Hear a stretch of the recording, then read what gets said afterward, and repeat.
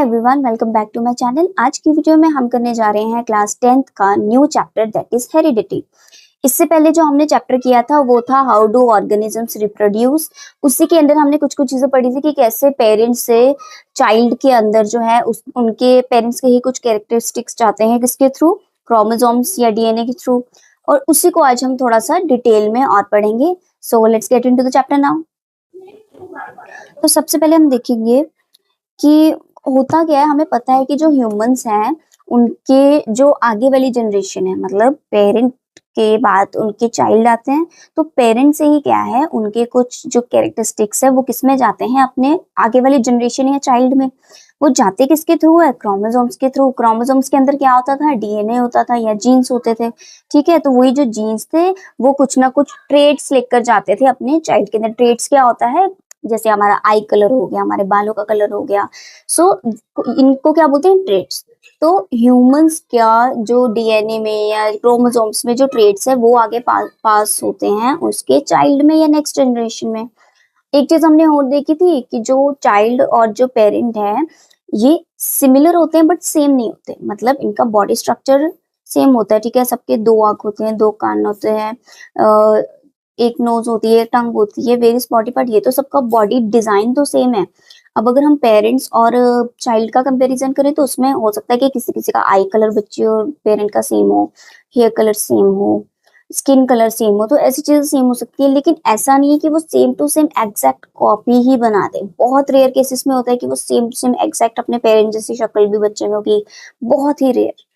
Mostly otherwise यही होता है कि सिर्फ कुछ कुछ ट्रेड्स जो है वो आगे जाते हैं, अदरवाइज बाकी सब जो चीजें हैं वो सिमिलर होंगी बट सेम नहीं होंगी। ठीक है, so reproductive process give rise to new individual that are similar but certainly different. वही कि सिमिलर होंगे लेकिन थोड़े से डिफरेंट होंगे। ठीक है, उसके आगे variation is produced even during asexual reproduction. अब एसेक्सुअल रिप्रोडक्शन होता क्या है, जिसमें सिर्फ एक ही पेरेंट इन्वॉल्व हो। एसेक्सुअल रिप्रोडक्शन में बहुत बार या मेजरली तो 99 पॉइंट समथिंग कुछ परसेंट तो यही होता है कि जो जैसा पेरेंट्स है वैसे ही आगे उसकी आने वाली जनरेशन भी होगी। लेकिन बहुत कम ये भी होता है कि हमें वेरिएशंस भी देखने को मिलेंगी। लेकिन वेरिएशन बहुत ज्यादा हमें जो है वो किस में देखने को मिलेंगी, ह्यूमन बींग्स में।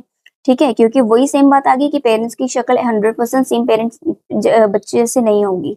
ठीक है, सो अब जैसे कि इन्होंने एग्जांपल अब बोला कि एसेक्सुअल में सेम नहीं होगा या बहुत ही कम होगा, पर ह्यूमंस में बहुत ज्यादा होगा। ठीक है, फॉर एग्जांपल एसेक्सुअल में क्या आएगा, शुगर केन आपकी बुक में एग्जांपल दे रखा है कि जो शुगर केन है, चाहे उसकी उस एक शुगर केन की वजह से आगे जितनी वजह शुगर केन साइज सब कुछ देखने में तो सेम ही रहेगा, है ना। लेकिन जो है ह्यूमंस में ऐसा नहीं होगा, ये तो हमें पता है। अब ये सारे जो वेरिएशंस है ना, ये कैसे आ रहे हैं, ह्यूमन से चाइल्ड में ट्रेड्स तो जा रहे हैं लेकिन जो थोड़ी थोड़ी बीच में वेरिएशंस आ रही हैं वो कैसे आ रही हैं या क्यों आ रही हैं, वो सब आज हम पढ़ने वाले हैं इस चैप्टर में। ठीक है, सबसे पहले इस स्ट्रक्चर के अकॉर्डिंग अगर देखें तो अगर फॉर एग्जांपल ये एक ह्यूमन है, ठीक है, अब ये ह्यूमन जो है थोड़ी बहुत इसकी आने वाली जनरेशन में थोड़ी बहुत चेंजेस आएंगी। फिर वो जनरेशन जब आगे जाएगा तो उसके अंदर जो चेंजेस पहले से आई हैं वो तो होंगी, लेकिन उसके अलावा और भी चेंजेस आ जाएंगी। फॉर एग्जांपल ये एक शेप दे रखी है, इस शेप में ये जो चीज है ये अपनी नेक्स्ट जनरेशन में चेंज हो गई, रेड कलर की हो गई। ठीक है, अब इसकी जो आगे जनरेशन आएगी तो उसमें ये जो चीज रेड रही वो आने वाली जनरेशन में भी रेड होगी, लेकिन उसके अलावा कोई ना कोई और चेंज आ जाएगा, जैसे ये आ गया। ठीक है, सो इन शॉर्ट कहने का मतलब ये है कि जो अपनी जो पुरानी जनरेशन से जो हम वेरिएशन लेते आ रहे हैं वो तो आगे आगे कंटिन्यू होगी ही, लेकिन आने वाली जनरेशन में और भी थोड़े बहुत वेरिएशन नए नए देखने को मिलेंगे। ठीक है, अब हम ये ऑलरेडी हम प्रीवियस चैप्टर में कर चुके हैं कि वेरिएशन क्यों जरूरी है। क्यों जरूरी है, ताकि आने वाली कोई भी कंडीशन अगर अगर एनवायरनमेंट में चेंज आ रहा है या कुछ भी चेंज आ रहा है तो सर्वाइवल के लिए हमारी बॉडी जो है रेडी रहे, इसलिए थोड़ी बहुत वेरिएशन होनी भी जरूरी है। हाँ, ये वेरिएशंस ड्रास्टिकली चेंजेस नहीं होनी चाहिए बट स्टिल होनी चाहिए, ताकि आने वाली जनरेशन में अलग अलग इन्वायरमेंट में हम सरवाइव कर पाए। So some variation help individuals to adapt better to changing environment. वही है कि ताकि अगर इन फ्यूचर अगर इन्वायरमेंट में चेंज हो रहा है और अगर जो ऑर्गेनिजम्स है उसके अंदर कोई भी चेंजेस है ही नहीं, लेकिन इन्वायरमेंट में चेंजेस आते जा रहे हैं तो उसका सर्वाइव करना मुश्किल हो जाएगा। सो इसीलिए क्या होता है कि जो उसके आने वाली जनरेशन होती है ना, उसमें थोड़ी बहुत वेरिएशंस आती ही रहती हैं, ताकि जैसे जैसे इन्वायरमेंट चेंज हो वैसे वैसे वेरिएशंस की वजह से वो उसका सर्वाइवल करना इजी हो जाए।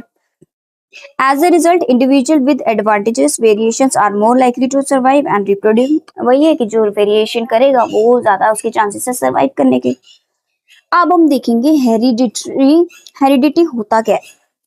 हमने ये तो हमें पता चल गया कि पेरेंट्स से चाइल्ड में या नेक्स्ट जनरेशन में कुछ ट्रेट्स पास ऑन होते हैं, ठीक है, इन सबको क्या बोलते हैं, वेरिएशन। और वो जो चीजें उनके अंदर जा रही है, फॉर एग्जाम्पल हेयर कलर या कुछ भी, तो उनको क्या बोलते हैं, ट्रेट। अब ये जो पूरा प्रोसेस था एक पेरेंट से चाइल्ड की तरफ, ये सब जो ट्रेड्स जाने का जो प्रोसेस था, उस प्रोसेस को क्या बोलते हैं, हेरिडिटी। ठीक है, आपकी बुक की डेफिनेशन है, heredity is the process by which traits are passed from parents to the offspring. Offspring मतलब आने वाली जनरेशन, थ्रू जीन्स। किसके थ्रू होंगी जीन्स के, ये भी हमें पता है। अब कौन कौन सी ट्रेट्स चाहती हैं वो देख लेते हैं। Eye colour, blood group, hair colour, skin colour, ये जो चीजें एक्सेट्रा, बहुत सी और भी चीजें जो कि है पेरेंट्स से चाइल्ड में जा सकती हैं। अब ये जो ट्रेट्स जो है एक जनरेशन से दूसरी जनरेशन में आ रहे हैं, इससे पहली बारी ढूंढा किसने, पता किसे चला पहली बार, तो वो पता किसने लगाया, जॉन मेंडल ने। ठीक है, जॉन मेंडल ने क्या किया, इसने पहली बारी पता लगाया कि जो कुछ कुछ वेरिएशंस है जो पेरेंट्स है चाइल्ड के में के अंदर जा रही हैं। ठीक है, he was the first one to keep count of the individual exhibiting a particular trait in each generation। उसने यही सेम चीज की पता की कि पर्टिकुलर ट्रेट जो है कैसे दूसरी जनरेशन में जा रही है या किस वेरिएशन से जाएगी या जो भी है। ठीक है, so he was the first one. अच्छा, अब उसने ये पता कैसे किया, उसने क्या किया, एक ना पी का प्लांट लिया, मटर पी प्लांट लिया। पहली गल तो पी प्लांट लिया क्यों, तो क्योंकि वो बहुत इजीली अवेलेबल है, हर सीजन में मिल जाएंगे, जल्दी से वो ग्रो भी कर जाएंगे, सो वो अपने रिजल्ट जल्दी शो कर देते हैं, इसलिए उसने पी प्लांट जो है उसे चूज किया। पी प्लांट के ना उसने अलग अलग जो है कॉन्ट्रास्टिंग जो है कैरेक्टरिस्टिक्स लिए। कॉन्ट्रास्टिंग मतलब अलग अलग। फॉर एग्जाम्पल उसने ना दो प्लांट्स लिए पी के ही, एक को उसने बिल्कुल टॉल रखा, एक वाला उसने बिल्कुल शॉर्ट, इन दोनों की आपस में क्रॉसिंग करवा दी। उसके बाद जो भी होगा वो हम अभी पढ़ेंगे। फिर उसने एक पी प्लांट के अंदर ही ना फ्लावर्स होते हैं, एक उसने व्हाइट फ्लावर लिया, एक उसने पर्पल फ्लावर लिया, उसकी क्रॉसिंग करा दी। फिर आगे देखा कि क्या क्या चेंजेस आ रहे हैं। फिर उसने उसी पी प्लांट में जो पी होता है एक्चुअली जो मटर होता है, जो सीड है, कुछ सीड बिल्कुल राउंड होंगे, कुछ सीड रिंकल्ड भी हो सकते हैं, उनमें क्रॉसिंग करा के देख ली कि क्या क्या चेंजेस आ सकते हैं या किस टाइप की हमें आगे प्रोजेनी मिलेगी। Progeny means new generation. ठीक है, तो सबसे हम पहले हम देखेंगे, हालांकि इसने इसके अलावा भी बहुत सारी चीजें ली। उसने वो जो मटर जो एक्चुअली होता है उसकी शेप भी ली, और इसके अलावा और भी बहुत सारी चीजें की, लेकिन अभी आपके सिलेबस में mainly tall and short plant के बीच में जो क्रॉसिंग है वो कैसे हुई, और ये जो राउंड एंड रिंकल्ड वाला, ये तो मोस्ट इम्पॉर्टेंट है, मोस्ट इम्पॉर्टेंट। ये तो आना ही आना है, 95% तो आना ही आना है। ठीक है, तो सबसे पहले तो हम देखेंगे टॉल एंड शॉर्ट प्लांट में जो है क्रॉसिंग कैसे करवाई उसने क्या किया, ये था टॉल प्लांट, पी प्लांट ही, ये था शॉर्ट प्लांट, इसकी उसने करवा दी आगे क्रॉसिंग। ठीक है, अब उसमें आगे हमें कैसी जनरेशन मिली हम वो देखते हैं। जो बिल्कुल टॉल प्लांट होगा ना, टॉल प्लांट, उसे हम टॉल प्लांट को हम लिखेंगे कैपिटल टी में, टॉल प्लांट को हम लिखेंगे कैपिटल टी। ठीक है, शॉर्ट प्लांट को हम लिखेंगे स्मॉल टी। ठीक है, अब इन दोनों की करा देंगे क्रॉसिंग। कैसे करवाएंगे, T T crossing small T. ठीक है, अब इस टी को कैपिटल टी को स्मॉल टी के साथ हम क्रॉस कर देंगे, तो क्या आएगा हमारा, टी स्मॉल टी, ये आ गया। ठीक है, उसके बाद इसी टी को हम ये दूसरे वाले टी के साथ भी कर देते, तो फिर से स्मॉल टी और कैपिटल टी आ गया। ठीक है, अब फर्स्ट वाला टी का काम खत्म, अब ये सेकंड वाले को होता है। सेकंड वाले टी को पहले इससे किया और इसी वाले टी को इसके, दोनों के टाइम टी टी आ जाएगा, कैपिटल टी और स्मॉल टी, ये हो गया। इससे क्या बोलते हैं, अब ये जो जनरेशन आई, जो पहली जनरेशन आई है ना, इसे हम क्या बोलते हैं, F1 progeny. Progeny means new. ठीक है, तो F1 जो फर्स्ट है। अच्छा, अब ये ना चीज ध्यान से समझना कि यहाँ पर ना एक कैपिटल टी है, ये कैपिटल टी है और ये स्मॉल टी है। ठीक है, तो इसमें जो कैपिटल टी है ना, जो कैपिटल लेटर में होगा वो क्या शो करेगा, डोमिनेंसी या फिर डोमिनेंट ट्रेट। ठीक है, मतलब डोमिनेंट का नॉर्मल मतलब आप समझो तो डोमिनेंट मतलब होता है जो ज्यादा इफेक्ट दे, ठीक है, जिसका इन्फ्लुएंस ज्यादा हो। तो अगर तो यहाँ पर कैपिटल टी है और स्मॉल टी क्या शो करेगा, रिसेसिव ट्रेट। स्मॉल टी क्या शो करेगा, रिसेसिव ट्रेट। रिसेसिव मतलब जिसका इन्फ्लुएंस कम हो।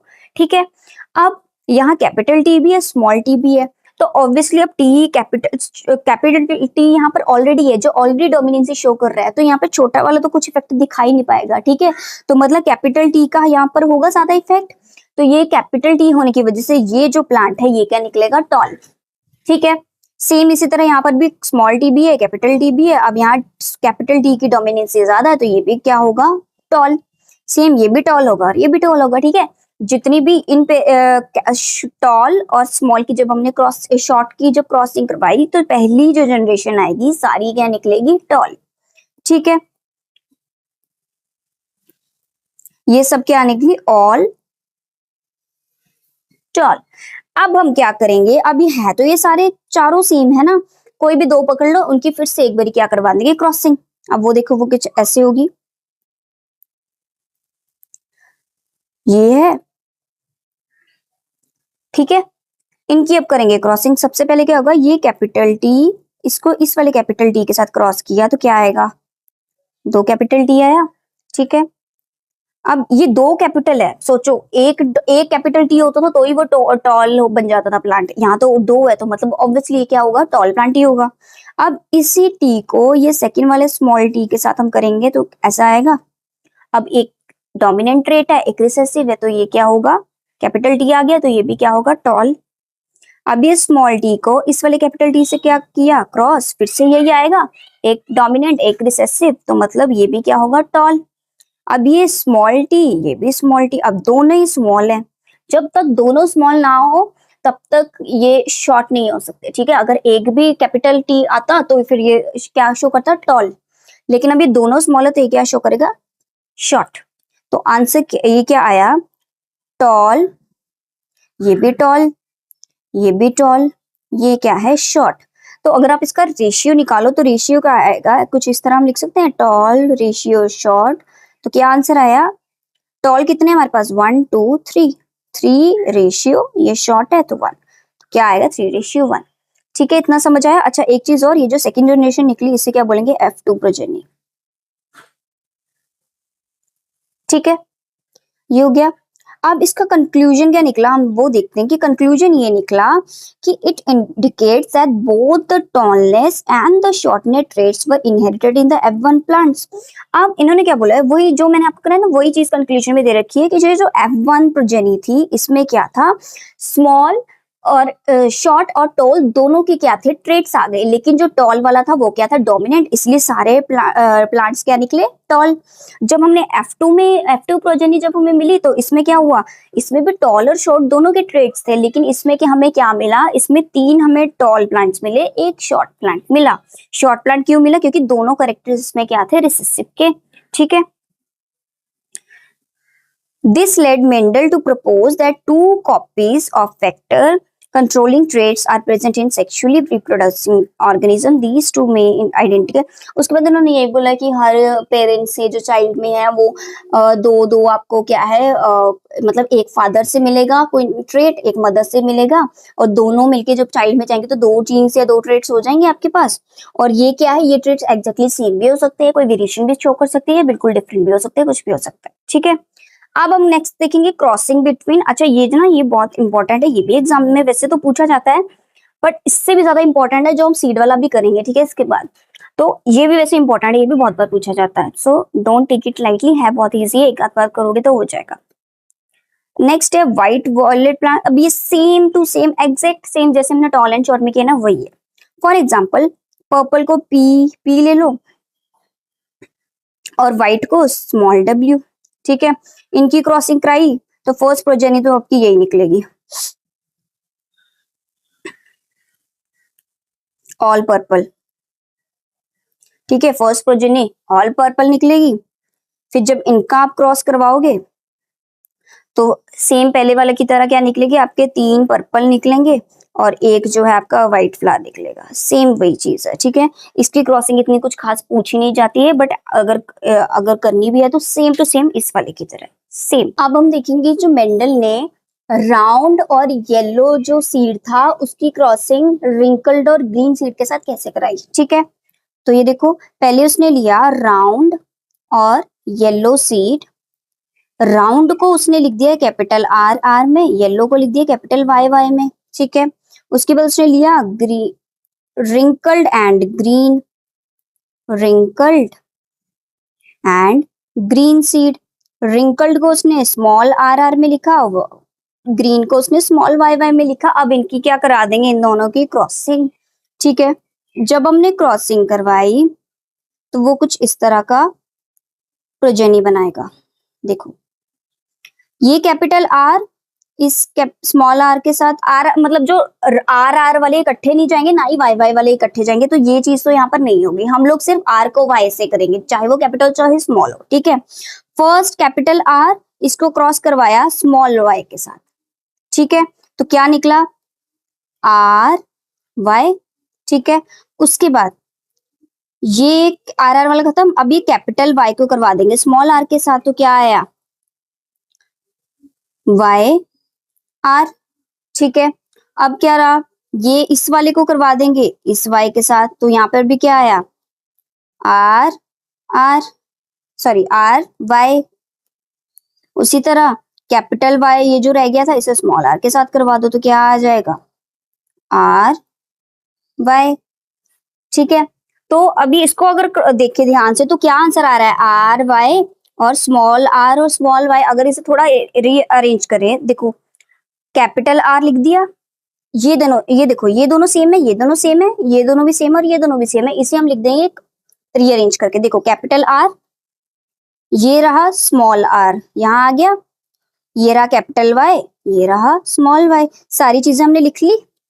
देखो ध्यान से, ये देखो यहाँ ये कैपिटल आर था, यहाँ ये कैपिटल आर था, हमें दो दो बारी नहीं लिखना, एक हमें कैपिटल आर चाहिए जो सेकंड हमारी प्रोजेनी बनेगी, उसके लिए एक कैपिटल आर आएगा, एक स्मॉल आर, एक कैपिटल वाई, एक स्मॉल वाई। तो इन शॉर्ट हमारा यही बना है ना, ये दोनों और ये दोनों सेम थे, दोनों में से हमने एक आर यहाँ लिखा और एक स्मॉल वाई थे दोनों के पास, एक ने यहाँ लिख दिया, ठीक है। इन दोनों के पास एक स्मॉल आर था वो यहाँ लिख दिया और दोनों के पास ये कैपिटल वाई था वो हमने यहाँ लिख दिया। हमें आर आर और वाई वाई इकट्ठे करना था इसलिए हमने ऐसे अरेंज करके लिख दिया, ठीक है। अब यही जो सेम चीज है ना, यही इसी को इसके साथ क्या कर देंगे आगे, क्रॉस, ठीक है। अब अगर क्रॉस किया, ये तो अभी तक जो ये जो बना था हमारा, ये क्या बना था, F1 प्रोजेनी, ठीक है। अब हम जो बनाएंगे इसके साथ, ये हमारी क्या बनेगी, F2 प्रोजेनी, ठीक है। अब हम करेंगे इसकी क्रॉसिंग, ये देखना ध्यान से, ये ऐसे बनेगा। हम एक बनाएंगे बॉक्स, उस बॉक्स में 4 ही कॉलम्स और 4 ही क्या होंगी, रोज। देखो, अच्छा ये ना क्रॉसिंग देखने में पहली बार में तो इजी लगेगी, लेकिन ये अब करने जाओगे ना तो गलत हो जाएगा थोड़ा बहुत काउंटिंग में, इसीलिए इसे एक आध बार करके देख लेना। हालांकि है तो ये इजी, कभी कभार बस काउंटिंग वगैरह में या क्रॉस करने में हम जल्दबाजी में गड़बड़ कर देते हैं, हालांकि है इजी, ठीक है। तो सबसे पहले क्या लेंगे हम, कैपिटल आर कैपिटल वाई, ठीक है। तो क्या आएगा यहाँ पर, कैपिटल आर कैपिटल वाई, ठीक है। उसके बाद लेंगे यही वाला capital R with small Y, तो क्या आएगा यहाँ पर, capital R and small Y. अब उल्टा, अब स्मॉल आर और कैपिटल वाई,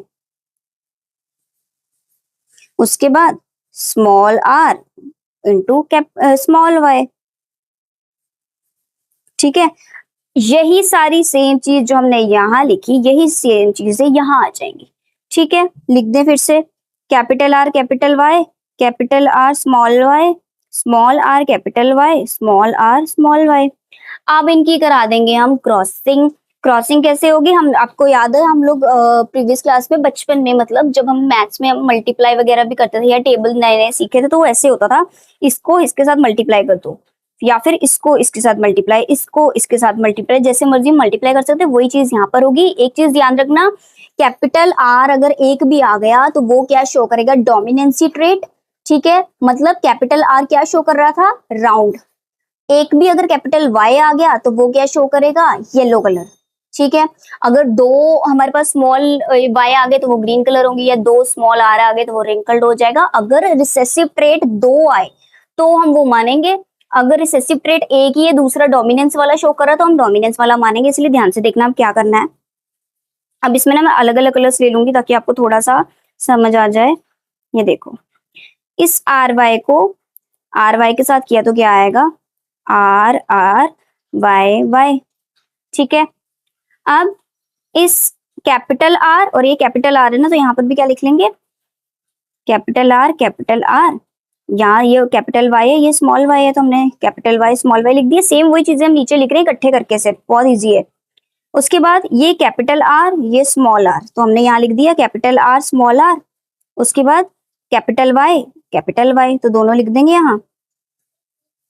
ठीक है, अब कैपिटल आर स्मॉल आर यहाँ लिख दिया इसे, फिर कैपिटल वाई स्मॉल वाई तो यहाँ लिख दिया। इतना समझ आया, आगे भी यही चलता जाएगा। ये कैपिटल आर तो ये आ गया। उसके बाद कैपिटल वाई स्मॉल वाई, तो ये आ गया। उसके बाद कैपिटल आर स्मॉल वाई ये लिख दिया। ठीक है, फिर small R capital Y capital small Y, तो ये कुछ ऐसे आएगा। ठीक है, उसके बाद यहाँ पर कैपिटल आर स्मॉल वाई। अब तक तो आपको समझ आएगी। अगर क्रॉसिंग होके से सिंपल हम उन्हें एक साथ लिख रहे हैं बस, R R Y Y, R R Y Y, small R capital small R Y Y. यहाँ पर capital R small Y, R R Y Y, R R Y Y, R R Y Y. अब यहाँ देखेंगे कि actually होगा क्या। ठीक है, पहली बात तो अब हमारे पास ना चार कंडीशंस आ सकती हैं इसमें, हमें पता है क्या आ सकती हैं चार कंडीशंस। या तो हमारे पास जो सीड आएगा वो क्या होगा, राउंड येलो आ सकता है। ठीक है, या हमारे पास राउंड ग्रीन भी आ सकता है। ठीक है, या रिंकल्ड येलो आ जाएगा, या फिर रिंकल्ड ग्रीन आ जाएगा। ये चार कंडीशंस है। अब वो हम इसमें ढूंढेंगे कितनी है, क्रॉसिंग कराने के बाद कितने कितने रेशियो में हमें ये चीजें मिलेंगी। देखो, अब ये कैपिटल आर है, ये कैपिटल वाई है, मतलब अब यहाँ तो देखने में पता चल रहा है कि सारा कुछ डोमिनेंस ही है, तो हमें कुछ रिसेसिव डोमिनेंस कंपेयर करने की जरूरत नहीं है। तो डोमिनेंस है, मतलब कैपिटल आर क्या शो कर रहा है, राउंड, वाई क्या शो कर रहा है, ग्रीन। तो ये हमारे पास क्या आ गया, एक आ गया यहाँ पर, इसको अलग कलर से, एक ही आ गया, आर वाई ये आ गया।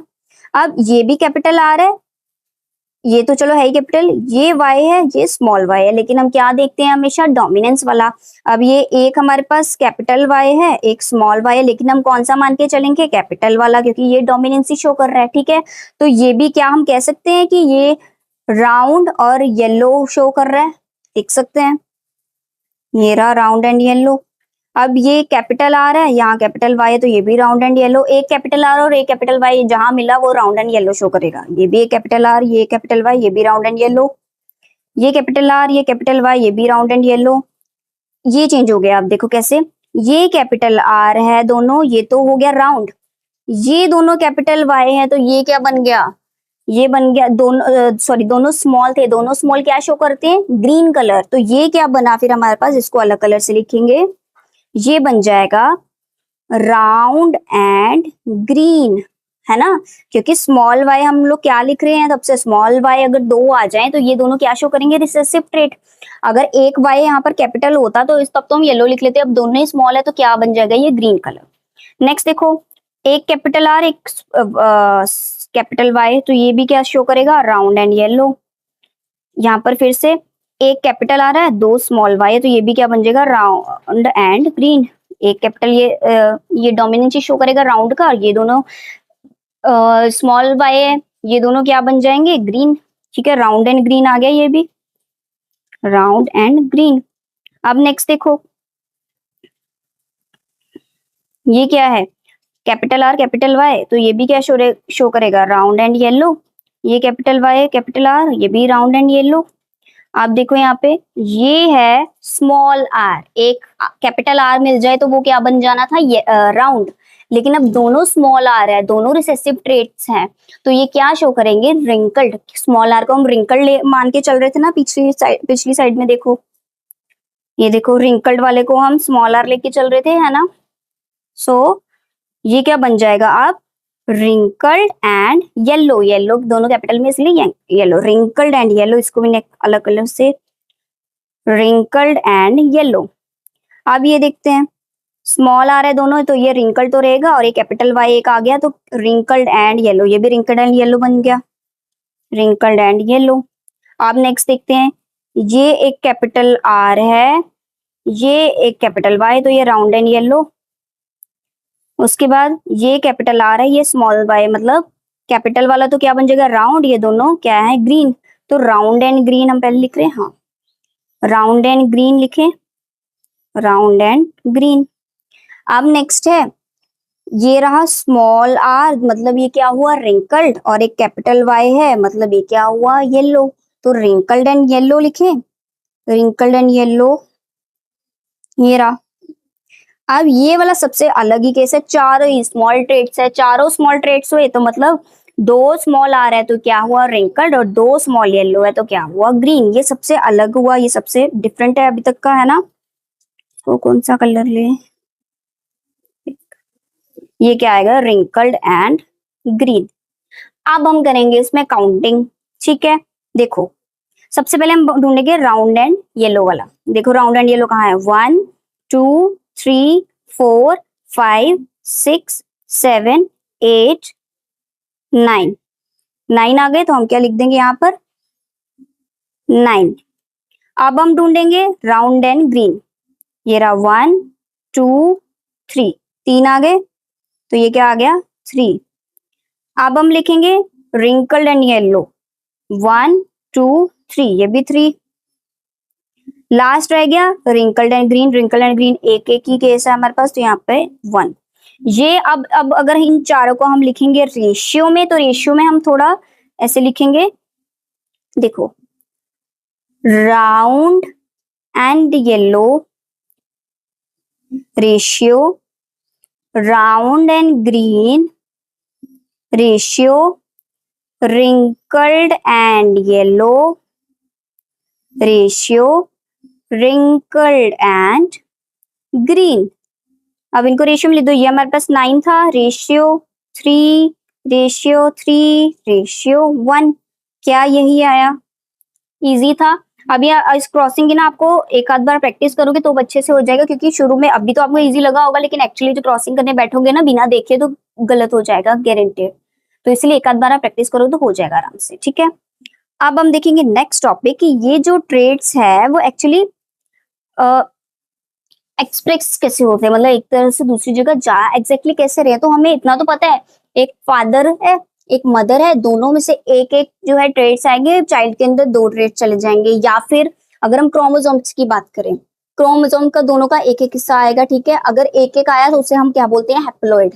हमने प्रीवियस क्लास में किया है, एक हैप्लॉइड यहाँ से फादर से, एक हैप्लॉइड मदर से, दोनों चाइल्ड के अंदर गए तो चाइल्ड क्या बन जाएगा, डिप्लॉइड। 2 आ जाएंगे ना तो डिप्लॉइड, ठीक है। और देखो अभी एक बार यहाँ पर, पेरेंट्स कंट्रीब्यूट इक्वली, हमें पता है पेरेंट्स जो है डीएनए में दोनों में इक्वली 50-50% जो है कंट्रीब्यूशन दे रहा है, ठीक है। दोनों के पास एक एक कॉपी आ रही है। अब वही जो है बच्चे के पास जब क्रोमोसोम आएगा वो डिप्लॉयड हो जाएगा, क्यों, क्योंकि फादर से एक स्पर्म आया, मदर से एक एग आया, दोनों एक हैप्लॉइड हैप्लॉइड सेल हो गए। बेबी के पास जब बेबी जब उससे बना, जब फर्टिलाइजेशन हुई, तो वो जो जाइगोट या एम्ब्रियो जो होगा वो क्या होगा, डिप्लॉयड, ठीक है। फादर से हैप्लॉइड मदर से हैप्लॉइड, 1 + 1 2, जब चाइल्ड के अंदर गया तो 2 मतलब डिप्लॉयड। उसके बाद जीन्स होते कहाँ है, क्रोमोसोम में होते हैं, हम पहले भी कर चुके हैं। क्रोमोसोम में क्या होता है, डीएनए, जो और उसके अंदर क्या होगा, एक न्यूक्लियस, ठीक है। अब ये जो मैकेनिज्म है ये करता मतलब जो भी ये ट्रांसफर वगैरह एक्चुअली इसमें होता क्या है, इक्वल इनहेरिटेंस, पेरेंट्स से दोनों से इक्वल जो भी ट्रेड्स वगैरह इक्वली आएंगे। जेनेटिक वेरिएशन थोड़ी बहुत शो करेगा, हाँ करेंगे, तो हम शुरू से पढ़ते आ रहे हैं। उसके अलावा क्रोमोसोम नंबर स्टेबल हो जाएगा, मतलब 23 क्रोमोसोम पेरेंट्स से, 23 मदर से बच्चे के पास आ जाएंगे, 46 बन जाएगा, उतनी तो चाहिए, ठीक है। या फिर उसके अलावा अगर हम सेक्स डिटर्मिनेशन की बात करें कि बॉय या गर्ल कैसे बनता है, तो उसमें से भी क्या होगा, एक बॉय का क्रोमोसोम फादर से, एक बॉय जो भी है, एक बच्चे का क्रोमोसोम फादर से, एक बच्चे का क्रोमोसोम मदर से, जो भी मिलके बना उससे बॉय या गर्ल बन जाएगा, ठीक है। और जो भी इसके अंदर क्रोमोसोम जितने नंबर्स होने चाहिए वो आ जाएंगे, ये इतना इंपॉर्टेंट नहीं है। उसके अभी जो हम इसके बाद हम करेंगे सेक्स डिटर्मिनेशन, वो भी बहुत इंपॉर्टेंट है, वो भी बहुत पूछा जाता है एग्जाम में। उसके अलावा अगर हम बात करें ए सेक्सुअल रिप्रोडक्शन की, तो उसमें जो है डीएनए जो है वो पेरेंट्स से आगे न्यू जनरेशन में या प्रोजेनी में जाएगा, इतना तो हमें पता है, लेकिन उसमें कुछ खास वेरिएशन या इनहेरिटेंस वगैरह इतना कुछ शो नहीं होगा, ठीक है। इसीलिए उनमें क्या है, कुछ इतना वेरिएशन होगा नहीं, इसलिए सेक्सुअल रिप्रोडक्शन में क्या होता है, ज्यादातर जो प्रोजेनी है वो पेरेंट्स की लुक अलाइक ही होती है। अब हम करेंगे सेक्स डिटर्मिनेशन। सेक्स डिटर्मिनेशन बहुत इंपॉर्टेंट टॉपिक है ये भी। तो सबसे पहले तो हम देखें कि एक ह्यूमन में कितने क्रोमोसोम होते हैं। 23 पेयर्स ऑफ क्रोमोसोम्स, ठीक है। 23 पेयर मतलब 46 क्रोमोसोम्स, ठीक है। 23 पेयर मतलब दो क्रोमोसोम को हम एक पेयर मानते हैं, ठीक है। तो 46 क्रोमोसोम हुए, तो मतलब पेयर कितने हुए, 23। 23 में से 22 क्रोमोसोम्स जो होते हैं उन्हें हम बोलते हैं ऑटोसोम्स, जो और काम करते हैं। फॉर एग्जांपल जीन से ट्रेट्स लेके जाना, या कोई वही जो ट्रेट्स पास ऑन करना, या फिर कुछ और हमारे अंदर बहुत फंक्शन से जो क्रोमोसोम्स के होने चाहिए वो सब करेगा, ऑटोसोम्स अपना काम करेगा। इसके अलावा जो 23rd पेयर होगा, 23rd पेयर जो होगा उसे क्या बोलेंगे हम, सेक्स क्रोमोसोम। सेक्स क्रोमोसोम अब होता क्या है, जो डिटरमाइन करेगा कि उसकी आगे आने वाली प्रोजेनी बॉय होगी या गर्ल होगी। कैसे, अब सेक्स क्रोमोसोम अगर तो मेल में है तो कौन कौन से होते हैं, एक एक्स होगा और एक वाई होगा, ठीक है। फीमेल में क्या हो, कौन कौन से सेक्स क्रोमोसोम होंगे, दोनों एक्स और एक्स होंगे, ठीक है। अब इनकी अगर हम करें क्रॉसिंग, ठीक है, अगर मेल और फीमेल में जो है फर्टिलाइजेशन जो है फ्यूजन होता है, और अगर फर्टिलाइजेशन होती है तो वो बॉय होगा या गर्ल, वो कैसे पता चलेगा, जब एक क्रोमोसोम जो है, चाहे वो एक्स हो चाहे वो वाई हो, दोनों में से एक आएगा, इस साइड से आएगा, और इन दोनों में से दोनों के पास, दोनों ही इसके पास एक्स है तो एक एक्स यहाँ से आएगा, और यहाँ जब उसकी फर्टिलाइजेशन होगी, यहाँ कौन सा क्रोमोसोम आ रहा है उस पर डिपेंड करेगा कि बेबी जो है बॉय है या गर्ल है, ठीक है। देखो अब कैसे, इसको हम थोड़ा तोड़ के लिख लें, X Y cross X X, ठीक है। इस एक्स को इस एक्स के साथ क्रॉस किया तो एक्स एक्स, ठीक है। अब एक्स एक्स है तो क्या बनेगी, गर्ल या फीमेल, है ना, क्योंकि गर्ल या फीमेल के पास एक्स एक्स ही होता है। अब यही एक्स अगर दूसरे एक्स के साथ क्रॉस किया तो क्या बनेगा, वही अगेन गर्ल। अगर ये वाई को ये एक्स के साथ किया क्रॉस, अब एक्स वाई आ गया तो क्या बन जाएगा, बॉय, ठीक है। इसी वाई को दूसरे एक्स के साथ कर दिया तो ये भी क्या बन जाएगा, बॉय। तो मतलब क्या हम कह सकते हैं कि गर्ल और बॉय का जो रेशियो है वो 1:1 है, या फिर 50-50% है, तो मतलब बॉय होगा या गर्ल होगा, इसकी ऑलवेज जो है प्रोबेबिलिटी क्या होती है, 50-50% होती है, ठीक है। क्योंकि हमारे पास दो ही रेशियो बॉय के, दो के रेशियो गर्ल के है। फॉर एग्जाम्पल अगर हम ऐसे भी लिखे, दोनों को अगर क्रॉस भी कर दे तो 1:1 आप लिख सकते हो, ठीक है। सो इन शॉर्ट कि जो प्रोबेबिलिटी है वो ऑलवेज क्या होगी, 50-50% होगी, बॉय होगा या गर्ल होगा। एक चीज और अब क्वेश्चन आता है कि जैसे हम कहा जाता है ना कि पुरानी अगर मूवीज में या सीरियल्स में देखा हो कि एक लड़की या बहू है वो बॉय नहीं दे पा रही, सिर्फ गर्ल ही दे पा रही है, तो एक्चुअली जो है अगर साइंटिफिकली आप देखा जाए तो इसमें कसूर गर्ल का नहीं है, इसमें कसूर बॉय का है, जो फादर का है या मेल का है। क्यों, क्योंकि अगर आप ध्यान से देखो तो गर्ल के पास तो दोनों क्रोमोसोम एक्स एक्स ही है ना, वो तो कुछ नहीं कर सकती। हालांकि कर तो बॉय मेल भी कुछ नहीं कर सकता, क्योंकि इसमें जो है जो कंट्रोल है वो ह्यूमन पे या मेल में नहीं होता है। लेकिन अगर क्रोमोसोम की बात करें तो फीमेल के पास दोनों ही एक्स एक्स क्रोमोसोम है, लेकिन मेल के पास एक एक्स और एक वाई है, ठीक है, अगर ये Y क्रोमोसोम जो है इसके कोई भी X वाले क्रोमोसोम के साथ मिलेगा तो बॉय ही बनेगा। ठीक है, तो इसीलिए साइंटिफिकली अगर देखा जाए तो ऑलवेज मेल्स और fathers are responsible for the sex of the baby. ठीक है, अब इसी के साथ आपका ये चैप्टर हुआ यहीं पर खत्म। ये चैप्टर बहुत ही छोटा चैप्टर था, बहुत इंपॉर्टेंट चैप्टर था और इसीलिए हमने इसे वन शॉट में कंप्लीट भी कर लिया। सो अब हम मिलेंगे in the next video with the new chapter. So thank you so much for watching. Please do like, share, comment and subscribe to my channel.